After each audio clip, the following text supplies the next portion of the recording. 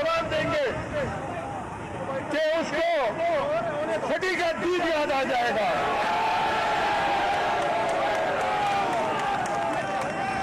आज मैं आप सबको मुबारकबाद देता हूँ और जो लोग मुझे सुन रहे हैं मीडिया की तवज्जो से पूरे सिंध के लोगों को मुबारकबाद देता हूँ कि उन्होंने एक ऐसा मंसूबा जिसको चेयरमैन बिलावल भुट्टो जरदारी साहब के हुक्म में, जो मंसूबा आपने कल देखा होगा जब इलामिया निकले और वो सीसीआई के मेंबर्स निकले तो कैंसिल किया हुआ है, कैंसिल हुआ है इरसा का सर्टिफिकेट जो उन्होंने 17 जनवरी 2024 को इशू किया था, यानी निगरान हुकूमत के जमाने में कैंसिल किया हुआ है। एक्निक का वो कंडीशनल अप्रूवल जो 7 फरवरी 2024 को हुआ था, यानी निगरान हुकूमत के जमाने में, और उसके बाद सिंध हुकूमत ने फौरन यानी मई और जून 2024 के महीने में इन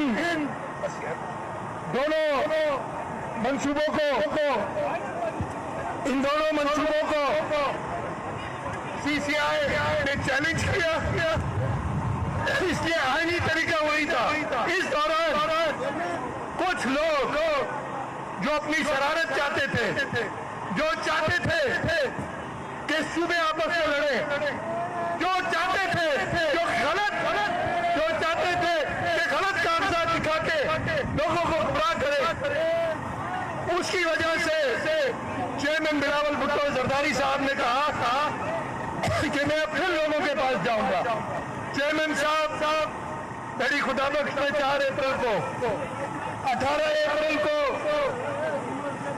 हैदराबाद में, 25 अप्रैल को सक्खर में उन्होंने वो जलसों से खिताब किया कि जो इन शहरों ने इससे पहले इतने बड़े जलसे नहीं देखे थे, और अपना मौका वाज़ेह किया।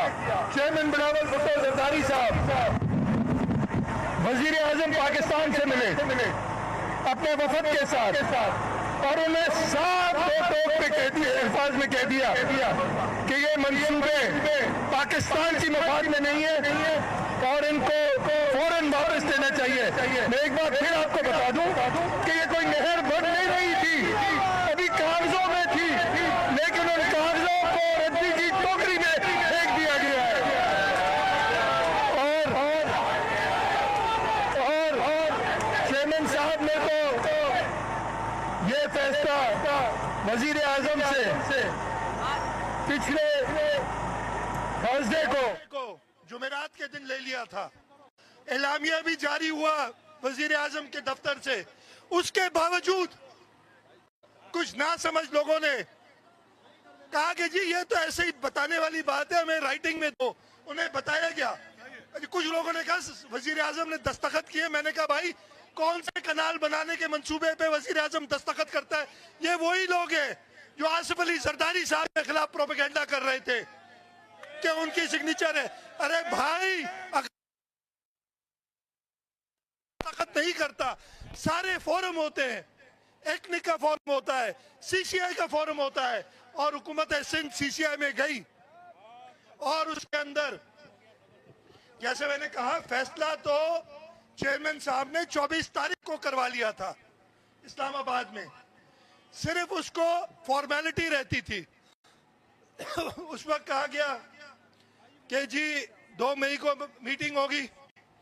फिर चेयरमैन साहब ने, सदर आसिफ अली जरदारी साहब ने कहा कि भाई जब फैसला हो गया है मीटिंग को जल्दी कर लो। मैं वफाकी हुकूमत का शुक्रगुजार हूं कि उन्होंने अर्जेंट सीसीआई की मीटिंग बुलाई। कल सुबह ऐलान किया कि शाम को मीटिंग है। मैं शुक्रगुजार हूं वजीर आजम मियां मोहम्मद शहबाज शरीफ का कि उन्होंने हक का फैसला किया। मैं सारे चीफ मिनिस्टर्स का और सीसीआई के मेंबरान का शुक्रगुजार हूं कि उन्होंने सिंध के मौक़िफ़ की तायीद की। और कल सीसीआई ने, आपने देखा होगा, मीटिंग हुई, वही बात जो चेयरमैन बिलावल भुट्टो जरदारी साहब ने 24 तारीख को वजीर आजम से मनवाई थी, यानी जब तक बाहमी रजामंदी नहीं हो जाती कोई नया कनाल नहीं बनेगा। और वफाकी हुकूमत जब तक सूबों के दरमियान हम आंगी ना हो, किसी कनाल के बारे में कोई काम नहीं करेंगे। और उसके बाद उन्होंने बताया कि हमें पानी का मसला हल करना है, हमें अपनी एग्रीकल्चर प्रोडक्टिविटी बढ़ानी है। उस सिलसिले में कमेटी बनाई, उन्होंने ये मनवाया सबसे कि 1991 का अकॉर्ड जिसके लिए सिंध हुकूमत हमेशा कोशा है कि उस पे मनोअन अमल किया जाएगा। और आखिर में उस दिन उन्होंने कहा कि इस जो हमारी अंडरस्टैंडिंग है ये पॉलिसी वफाकी हुकूमत की बन जाए और सीसीआई इस पे फैसला करे। कल वो फैसला हुआ और अगर आप उसका फैसला देखेंगे, उस फैसले में कहा गया है कि सीसीआई अप्रूव करती है कि कोई नया कनाल सूबों की बाहमी रजामंदी के बगैर नहीं होगा। पहले तो वफाकी हुकूमत ने सिर्फ कहा था, अब उस सीसीआई में चारों सूबों के वज़रा आला होते हैं, कंसेंसस से यूनानिमसली सबने ये फैसला किया कि सूबों की हम आंगिकी के बगैर कोई कनाल नहीं बनेगा। और जो केयरटेकर गवर्नमेंट के जमाने में 17 जनवरी 2024 को जिस दिन से ये मसला शुरू हुआ था, अजीब लोग हैं इधर, कभी किसी सदर साहब की मीटिंग जिसका कोई वास्ता ही नहीं था उसका जिक्र कर देते और उन्होंने उसके खिलाफ एक मुहिम बनाई, यानी असल मसले को नहीं छेड़ा। आप लोगों को उन्होंने बताया ही नहीं कि असल मसला है कि जो इरसा का सर्टिफिकेट जो कि गलत आदाद शुमार पे मबनी है उसको कैंसिल कराना है, उसको वापस कराना है। असल मसला यह था। और जो उन्होंने 7 फरवरी को एक्निक ने जनरल इलेक्शन से एक दिन पहले इन कैनालों का मंसूबा मंजूर किया था, लेकिन उन्होंने कहा था सीसीआई की अप्रूवल के बाद। और उसके बाद जो पहली सीसीआई की मीटिंग हुई उसमें इन दोनों जो उनके डिसीजंस थे इरसा के और एक्निक के, उसको मुस्तरद करके वापस भेजा। और उसके साथ क्या लिखा है, अगर आप देखेंगे उसके साथ लिखा है कि अब सीसीआई डायरेक्ट करती है, यानी हुक्म देती है प्लानिंग डिवीजन को और इरसा को कि जब तक आप सारे सूबों को ऑन बोर्ड नहीं लेते, सबकी म्यूचुअल अंडरस्टैंडिंग नहीं होती, आप ऐसे मसले दोबारा नहीं उठाएंगे। ये कामयाबी सिंध के लोगों की। मैं एक बार फिर अल्लाह ताला का शुक्रगुजार हूं कि उन्होंने सबको, यानी बाकी सूबों को, वफाक को ये ताकत दी कि हक पे फैसला करें, किसी के प्रेशर में आके फैसला ना करें। और उन्होंने हक पे फैसला कल किया, अल्लाह ताला की मेहरबानी है। मैं सदर पाकिस्तान आसिफ अली जरदारी, मेरी परसों उनसे मुलाकात हुई थी, उनकी तबीयत नासाज थी। पहला सवाल उन्होंने मुझसे ये किया था और मैंने उन्हें कहा, ये परसों की बात है, इतवार की, मैंने कहा जी सीसीआई की मीटिंग जुम्मे को होनी है। उन्होंने कहा ये तो बहुत देर है। मैंने कहा जी मैं कोशिश कर रहा हूं लेकिन आपकी मदद की भी जरूरत है। और मुझे पक्का यकीन है कि उन्होंने उसी रात बात की होगी। जो खामखा बदनाम करने की कोशिश कर रहे उस शख्स को जिसने अपने पावर्स लोगों के हवाले किए पार्लियामेंट के थ्रू, लेकिन ये नाकाम कोशिश थी। उसके साथ साथ चेयरमैन बिलावल भुट्टो जरदारी, जिन्होंने अपना ऐसा मौकफ लिया, हक वाला मौकफ, पीछे नहीं हटे। बहुत आप समझ सकते हैं कितने प्रेशर आए होंगे। कल की बात बताता हूं, ये मिनट्स पे आगे पीछे आपको पता है होता रहता है।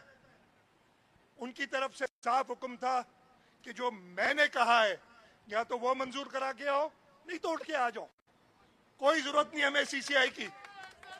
मैं अपने सियासी फैसले चेयरमैन साहब ने कहा खुद कर सकता हूं। अगर हक पे फैसला करते हैं तो ठीक है, नहीं तो मैं नाहक करने वालों के साथ नहीं रहूंगा। और चेयरमैन साहब ने, उनका जो मौकफ था, मेरा सिर्फ ये काम था कि उस मौकफ पे, मेरे पीछे पाकिस्तान पीपल्स पार्टी थी, मेरे पीछे चेयरमैन बिलावल भुट्टो जरदारी थे, मेरे पीछे पीपल्स पार्टी के वर्कर थे, मेरे पीछे सिंध की आवाम थी पूरी। और इसलिए, और बिल्कुल है, और इंशाल्लाह हमेशा रहेगी। और उसके सामने अगर कोई शरारत भी करना चाह रहा था तो उसकी वो शरारत कामयाब नहीं हुई। जिस तरीके से चेयरमैन बिलावल भुट्टो जरदारी साहब चाह रहे थे, और वो क्या चाह रहे थे, जो उनके लोग चाह रहे हैं इधर, वो सीसीआई ने मंजूर किया।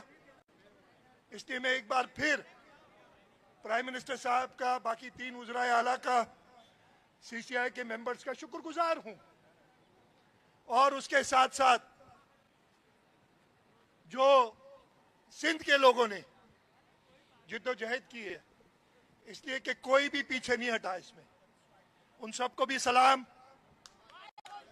कि उन्होंने अपनी पार्टी जिसको वो जिताते हैं, अभी से नहीं 1970 से हमेशा जीती है, हर दफे ज्यादा वोट लिए, हर दफे ज्यादा सीटें लिए, उस पे भरोसा किया, उस पार्टी के पीछे खड़े रहे।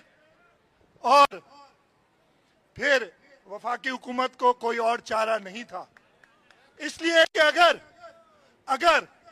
ये दरार जो पैदा करने की कोशिश कर रहे, ये दरार पैदा कर देते तो ये फैसला नहीं होता।